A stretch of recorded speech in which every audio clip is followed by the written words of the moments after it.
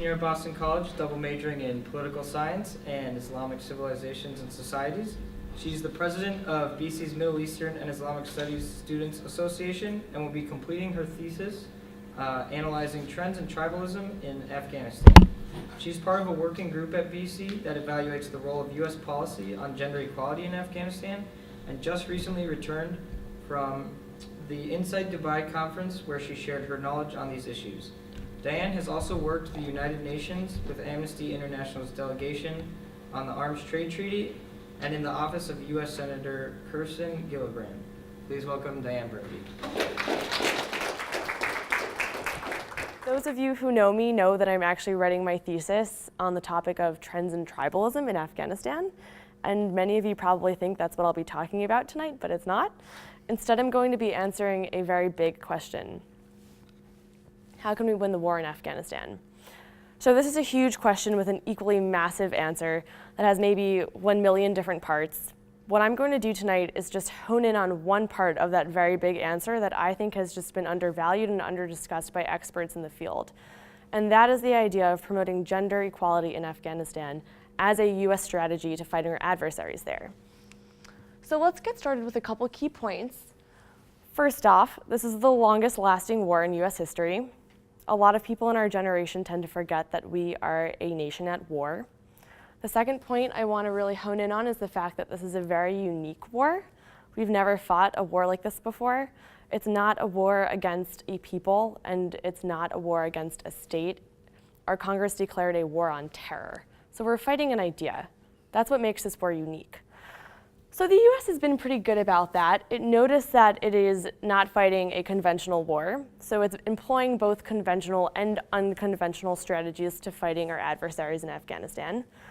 But it has still not been 100% successful. What does it mean to be 100% successful? In Afghanistan, that means actually eradicating terrorism. And we haven't done that. It's 13 years later and we're still there. So the question we need to ask ourselves now is this. What have we been missing, or who have we been leaving out of the equation? And as it happens, 50% of the population of Afghanistan feels the exact same way we do. They have the same objectives we do in Afghanistan. They're the people who believe that Afghanistan needs the liberation the US believes it needs in order to prevent itself from harboring terrorism in the future. And that 50% is the women of Afghanistan. So some people warn me against including a George Bush quote. But okay, so he didn't get everything right. But I really do think he got it right when he said this. The survival of liberty in our land increasingly depends on the survival of liberty in other lands. I really do believe that he's right. And so I kind of want to go back in time to 2,000 years ago when liberty actually did exist in Afghanistan. So Afghanistan sits kind of at the center of the world in between Indian and Chinese and Russian and Persian empires. And 2,000 years ago, that was the economic center, the economic trading hub of the world. The Silk Road went through it. So it was a very prosperous place. And men played a very important role in that society. They were the merchants and they were the traders, and they brought all of the goods home. And whatever goods they did not bring home, women were in charge of making. So they became managers of in-house production lines for almost any kind of good that a house would need. Now that gave them a lot of responsibility. And that responsibility gave them a lot of credibility. So their social roles 2,000 years ago in Afghanistan were equal to that of their male counterparts. So what's happened in Afghanistan since then? Because today, women are not at all equal to men. We all know that. We can kind of unpack what that means. They don't have the same access to education. They don't have the same access to the same types of professions. They are not respected in the same kinds of ways that men are. They're not kind of given the same opportunities that men are. They're not given any sort of political freedoms, or they are by the central government, but there's lots of stigmas that surround them getting involved in politics and voicing their opinions and being independent. There's lots of caps on them in their society. So I was very lucky enough, as was mentioned, to go to Dubai 2 weeks ago and participate in a conference that deals with women's rights and women's empowerment, especially with women in business. And I met a number of very impressive, remarkable women from Afghanistan, and I said to them, tell me what these words mean to you, gender equality and women's empowerment. Because in the United States, these are buzzwords. We throw them around. I could kind of stand up here and just say women's empowerment, gender equality, and you guys will all think that they mean something different. And I said to them, I asked them, what does it mean in the context of Afghan society. And the women that I spoke to, they broke it down for me into kind of 3 steps: education, women's relevance, and involvement. And they said it all starts with gender equality in the education system. When women are educated equally to men, you'll see things change. They'll have the same types of literacy rates. They'll have the same math and business skills. They'll have the same knowledge of healthcare. And what that does to women in society is it makes them just as valuable as their male counterparts in society. So that relevance allows them to get involved in their community. They, among themselves, promote each other in getting involved in doing capacity building projects, that's like community development projects, or doing peace building projects, which are huge in Afghanistan because there's not a lot of peace there, so they're going to build it. And I'll kind of dive into some actual examples of this. I'll start with the second point here. Data from the Kosovo crises of the 1990s actually proves that peace agreements that were negotiated by all male teams were not successful. But the peace agreements that were negotiated by co-ed teams, so the ones where women actually got involved, those were very successful because women put into those agreements legal protections for their rights. Legal protections for their rights to financial markets, for their rights to political freedom, to things like that. So they were able to shape their future. That's kind of a really big step in the process. So for all my numbers people, I'm going to show you some quantitative research about this in Afghanistan. This is confusing, but everybody just, I guess, put all of your attention in on the map because that's the only thing I have time to focus on right now. This is a map of Afghanistan. It is located at the tail end of the Himalayas mountain range on what's called the Hindu Kush mountain range. And it happens to be a very great place to cultivate opium. Opium is used for heroin. And I like this map because it kind of helps me prove my point with numbers. The provinces in red, in deep red, contrast the provinces in white. The provinces in red are where the Taliban has its strongest strongholds, are where opium is cultivated the most, where it's turned to heroin, where heroin is trafficked at the highest rates, where drug addiction is at its highest rates, where instability is at its highest rates, and where terrorism is at its highest rates. The white provinces, on the other hand, are the exact opposite, and these also happen to be the provinces where gender equality exists at the highest levels. So this is confusing, and I'm sure a lot of you will have questions about it, and I can answer all of them. But the bottom line about this data is that it proves there is a direct correlation between gender equality and stability. And in the end, stability is the name of the game. So I'm just going to keep going, and I'm going to dive now into US strategy in Afghanistan, which is another really big topic. As I mentioned before, US strategy in Afghanistan can be divided into 2 different parts. It has its conventional strategies and its unconventional strategies. So its conventional strategies are things like boots on the ground, military missions, speckled with intelligence operations, things that we have done before in every single war we've ever fought. But like I said, this is an unconventional war. And we're not stupid, we're a smart nation. So we've employed unconventional strategies as well. These usually mean nation-building strategies, which are things like helping Afghanistan to envision a new political infrastructure. Opponents of nation building will say, and they're right, that this is the US really exporting its way of life and its culture onto Afghanistan. They're completely accurate. That's right. It's the wrong thing to do. Afghanistan feels like we're trying to press our image onto them, and they think that it's intrusive, and that makes it very inefficient and ineffective. So we can't go along with that kind of top-down nation-building strategy anymore. What we need to do instead is look at this from the bottom.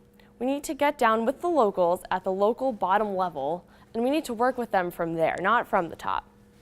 So instead, what we really need to do is fiscally support indigenous initiatives or local initiatives. So I outlined 2 different ones that I thought were especially attractive. One is called the AIL, or the Afghan Institute of Learning. The founder and CEO, Sakina Yakubi, actually came to Boston College 2 months ago, and she spoke about her initiative in Afghanistan. And she spoke about what it was like to build schools for girls. That's what the Afghan Institute of Learning does. And she said that the provinces where they started to enter and the communities that they started to enter into and build these schools saw immediate effects. They became more stable. Drug trafficking went down and terrorism went down. Essentially, these are the kinds of things that scared the Taliban away. Another really interesting organization is the Women's Activities and Social Services Association. This one's based in Herat. And this one's particularly interesting because its module, I guess, is that it helps to mobilize men in communities to mobilize women. So it gets men in Herat to bring their sisters and mother and wives to nation building or community building projects. And it gets men to get the women in their lives involved in their community. So that's very important, and it's been very effective. So effective, in fact, that the local mullahs are religious leaders in Islam. The local mullahs in Herat have thrown their support behind it, and they too are trying to get women in their lives involved in what WASA is promoting. And that's a very good thing. It's a very good point to note, because the Taliban, the way they recruit people is usually they'll start by going to the local mullahs in villages and by saying, who of your religious friends can you give to us to help with our cause? So the fact that WASA has won the mullahs of their communities over is a big deal. And that means that that's something that we really need to follow. That's why it's my number one point on this list of how the US can adjust its strategy to make a positive impact. Number two, I just wanted to reiterate, the US has to understand that social change in Afghanistan is indigenous. It starts at the local level. I guess I have enough time. I can dive into the example of the chadar. This girl is wearing a veil. It's a hair covering called the chadar. And one of the biggest mistakes that the US made during the beginning of its nation building strategies 10 years ago in Afghanistan was that it dissuaded women from wearing the chadar, because the original US perception was that that was a repressive thing that women had to wear, and that it kind of made them not have a voice, like they were forced to wear it. But that's not the case at all. Women in Afghanistan actually like wearing their chadar. They kind of view it as a social status kind of symbol of being a woman. And some girls have different colors, and it's like kind of fashionable for them, like they like it. They don't feel the need for that to be taken away from them. So the next thing that I wanted to outline really quickly was that if the US was to throw its support behind initiatives, it has to throw its support behind initiatives that work. And the ones that have been working the best are ones that help women become financially secure, because that allows them to become independent in the end. As with any strategy, the US has to make sure it can monitor, evaluate, and adjust these nation-building strategies from the bottom up in Afghanistan. WASA might work very well in Herat, but those kinds of modules to success might not be very applicative to Kandahar, for example. And my last point is the most important point, because none of the other four would happen without it. The US must demonstrate a commitment to funding. And this is my favorite part of my presentation, because this is when I get to shock people.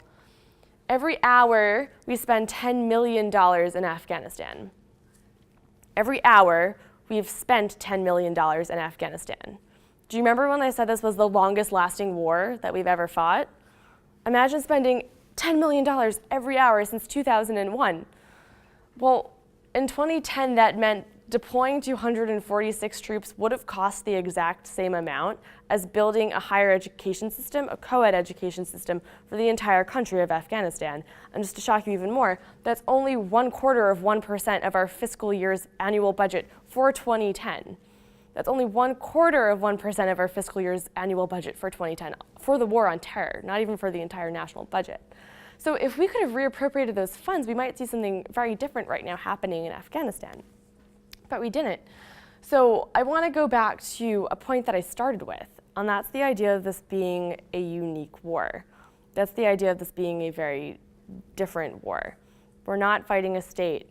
We're not fighting a country. We didn't declare war on Afghanistan. If we were fighting people, things like drone strikes would work very well.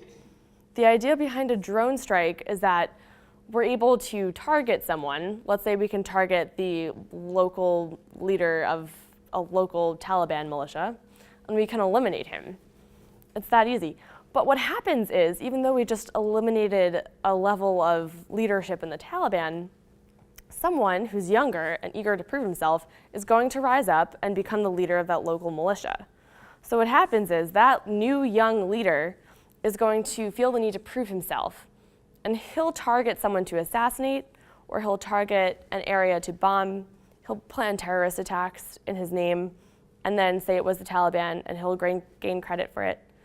So in the end, really what our drone strikes are doing is they're proliferating violence, which is the opposite of the impact that we want it to have. And I think that that just kind of underscores the point that we're missing the target of our own war. We're fighting a war on people when we should be fighting it on terror, on the idea. So we need to effectively change the way people think. We need to change their ideas. We need to change their communities. We need to stabilize their communities. And I hope that outlining how providing equal education for women, making them relevant in their societies, helping them to shape their own futures so that they can make sure they don't raise people who will work for the Taliban. I hope that outlining that for you has helped you to illuminate different ways of thinking about how we can actually win this war in Afghanistan. So thank you for your time.